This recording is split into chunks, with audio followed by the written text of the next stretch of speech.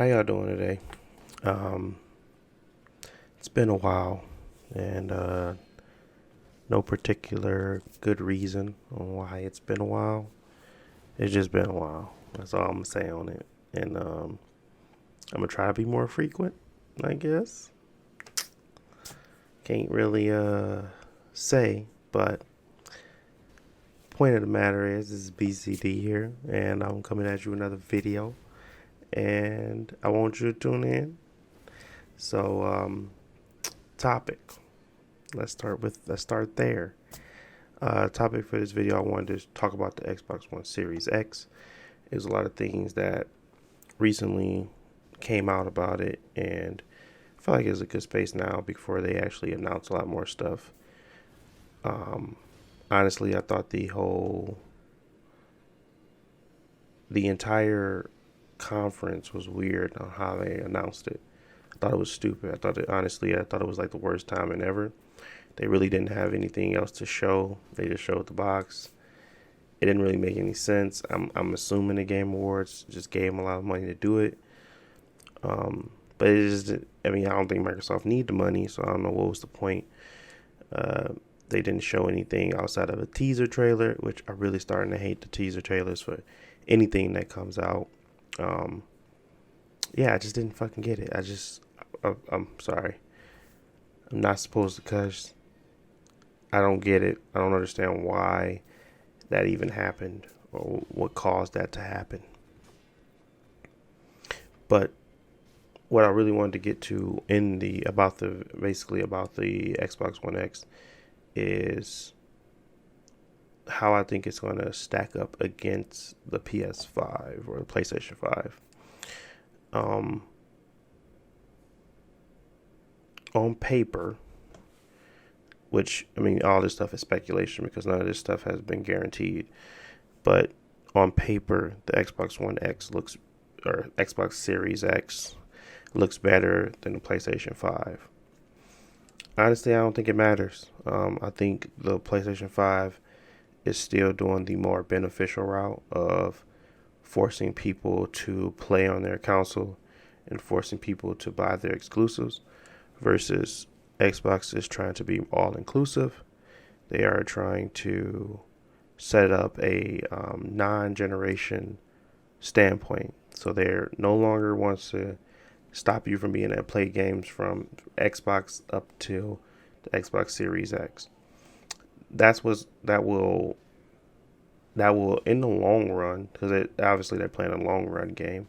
In the long run, that type of policy may come out to be better, but in the short term, at that first beginning period where it kind of matters, it's going to show that the PlayStation 5 again is more of a hot buy because of the exclusivity of it, because they still going to have things that you're not going to be able to get elsewhere.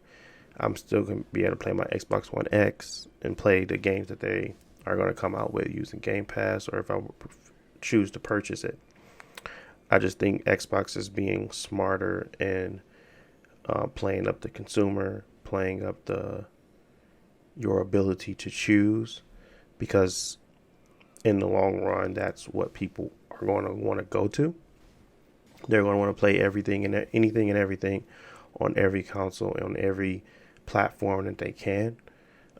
With the Project X Cloud, along with backwards compatibility, Xbox is giving people that, but they also have to bring games that people actually want to play, and they also have to give a reason to continue to purchase their Xbox platform. I don't believe any company has ever made any money off of selling consoles in the beginning years.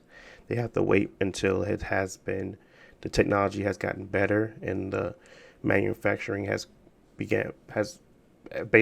become cheaper, the technology to put into it.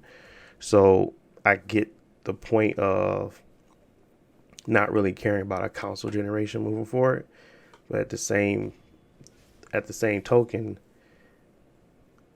PlayStation crushed them the last time around, and I don't think it's going to be any different this time around. So, what I expect from Microsoft is a what I expect from Microsoft is to at least put up a fight, and I don't really want to see it one-sided again. Um, I think they're doing smart moves. I'm not going to say Microsoft isn't doing smart moves. They're doing exactly what they need to do. They're getting into developing their own games. They're buying studios. They're they're putting the consumer first in a lot of their situations and conversations. They're making it simple for you to invest in their um, platform. They're not breaking it up. It's they're doing a lot of smart moves. I just don't think the one thing that people are going to focus on is simply, do you have games that I want to play? And if they can't answer that, yes. And they can't answer that, yes, but I'm going to have, it's also going to be on PSC. Yes, but it's also going to still be on your Xbox One X. It's just like, what's the point of me buying your new system? And then, until they really solve that issue, I don't think they're going to lead the generation this time around either. I think they're more so going to be a very, very big competitor, which they always are.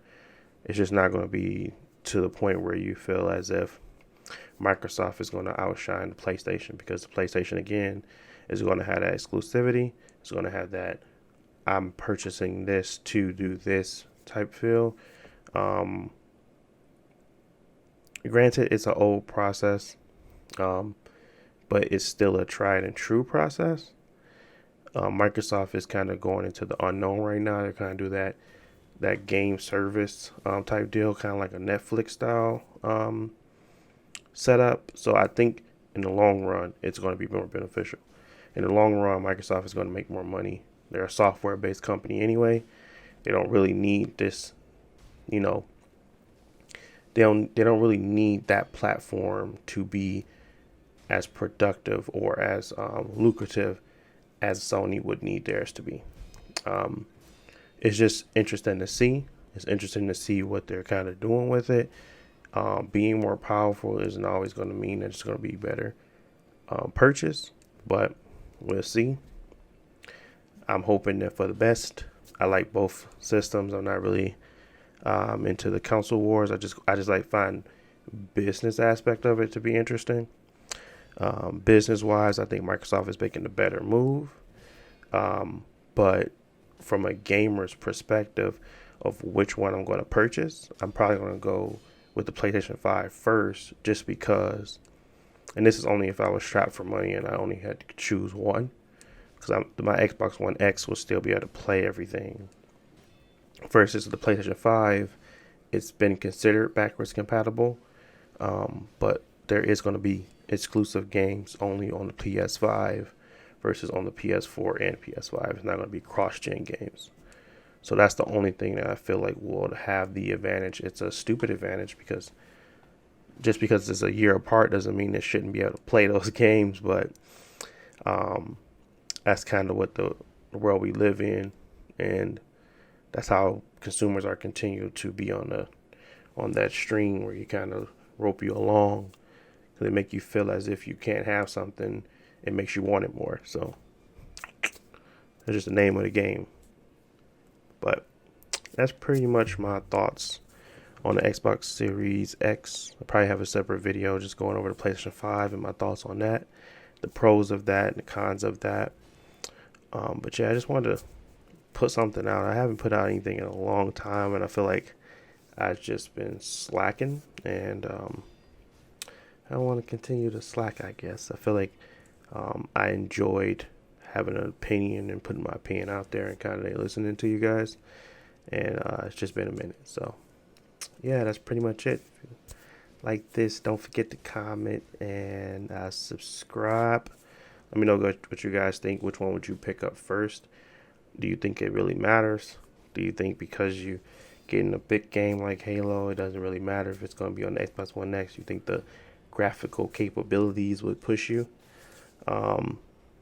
Yeah, I don't know. I mean, they try that with PC players, and PC players will play on 1080p 60 frames per second all day.